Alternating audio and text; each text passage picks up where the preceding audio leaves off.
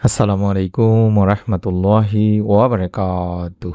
দিনের আমল ইউটিউব চ্যানেলে সম্মানিত দিনী ভাই বোনেরা, আমি আশা করি রব্বুল আলমিন আল্লাহ তাআলার অশেষ রহমতে আপনারা ভালো আছেন এবং সুস্থ আছেন। আলহামদুলিল্লাহ। আজ একটি পরীক্ষিত আমলের ভিডিও নিয়ে হাজির হয়েছি। আসরের নামাজ আদায় করবেন, তারপরে কষ্ট করে হলেও 100বার এই ছোট্ট দোয়াটি দেখে দেখে হলেও পড়বেন। আল্লাহ তাআলার পক্ষ থেকে আপনাকে গায়েবী সাহায্য, গায়েবী রিজিক প্রদান করবেন ইনশাআল্লাহ। আশা করছি মনের মধ্যে শতভাগ বিশ্বাস নিয়ে আমলটি করলে এর ফল আপনি পাবেন।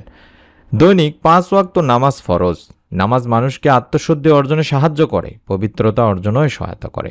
দিনে 5 বার ওযু করার মধ্য দিয়ে মানুষ শারীরিক পরিচ্ছন্নতা অর্জন করে। বিনম্র চিত্তে সালাত আদায়ের মাধ্যমে অন্তত 5 বার রব্বুল আলামিন আল্লাহকে স্মরণ করে থাকেন। প্রতিটি নামাজের ফজিলত নিয়ে কিংবা প্রত্যেক ওয়াক্ত নামাজের পরে যে সমস্ত আমলগুলো করতে হয় সেগুলো নিয়ে আমাদের চ্যানেলগুলোতে ভিডিও দেওয়া আছে। আশা করছি আপনারা অবশ্যই চ্যানেল থেকে ভিডিওগুলো দেখে নিয়ে আমলগুলো করবেন। আজ আসরের নামাজ আদায় করার পরে একটি ছোট্ট আমল শিখিয়ে দিচ্ছি। তার আগে আসরের নামাজের যে ফজিলত রয়েছে সেটি আমি আপনাদের সামনে তুলে ধরার চেষ্টা করছি ইনশাআল্লাহ। আবু হুরায়রা রাদিয়াল্লাহু তাআলা আনহু থেকে বর্ণিত হাদিসে আল্লাহ রাসূল সাল্লাল্লাহু আলাইহি ওয়াসাল্লাম বলেছেন, ফেরেশতারা পালা বদল করে তোমাদের মাঝে এসে থাকেন, একদল দিনে একদল রাতে। আসর ও ফজরের সালাতে উভয় দল একত্রিত হয়।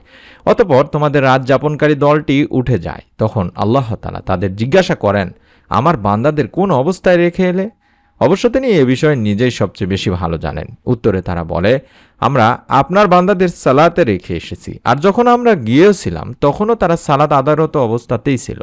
এটি বুখারী শরীফের সহিহ একটি হাদিস। তাই আমাদের উচিত হবে এই 2 ওয়াক্তের নামাজ অত্যন্ত গুরুত্ব সহকারে আদায় করা, যাতে করে রব্বুল আলামিন আল্লাহ তাআলার কাছে ফেরেশতারা গিয়ে আমরা যে নামাজরত অবস্থায় আছি, নামাজ যে আমরা পড়তেছি বা নামাজরত অবস্থায় আমরা ছিলাম, এটাই যেন পেশ করেন। তাই অবশ্যই এই বিষয়ে আবু হুরায়রা রাদিয়াল্লাহু তাআলা আনহুর যে হাদিসটি রয়েছে সেটা বিষয়ে আমাদের গুরুত্ব দিতে হবে। বলা হয়েছে, তোমাদের কেউ যদি সূর্যাস্তের আগে আসরের নামাজের একটাও মাত্র সিজদা পায় তাহলে সে যেন সালাত পূর্ণ করে নেয়, আর যদি সূর্যোদয়ের আগেও ফজরের নামাজের একটা সিজদাও পায় তাহলেও সে যেন সালাত পূর্ণ করে নেয়। এটিও বুখারী শরীফের সহিহ একটি হাদিস।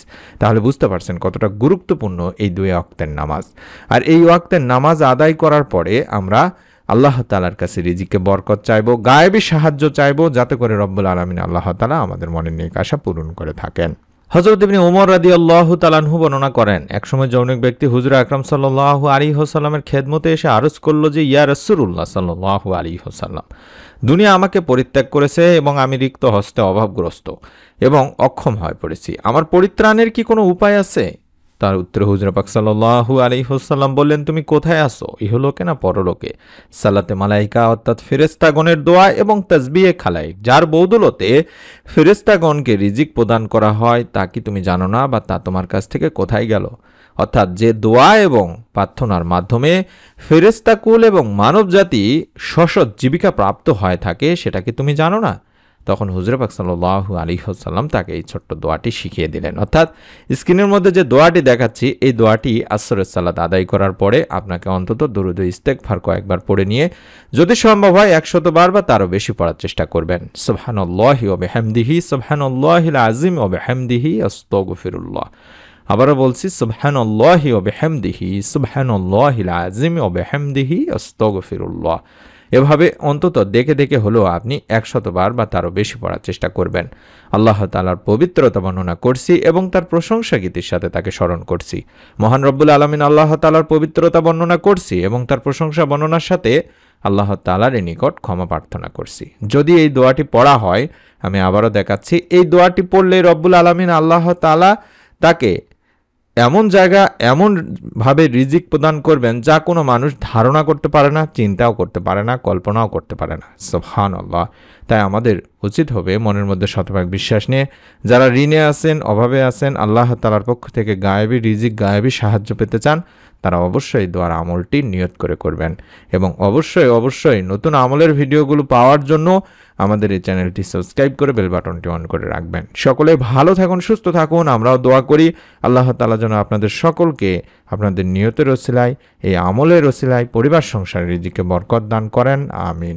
আসসালামু আলাইকুম ওয়া রাহমাতুল্লাহি ওয়া বারাকাতুহু।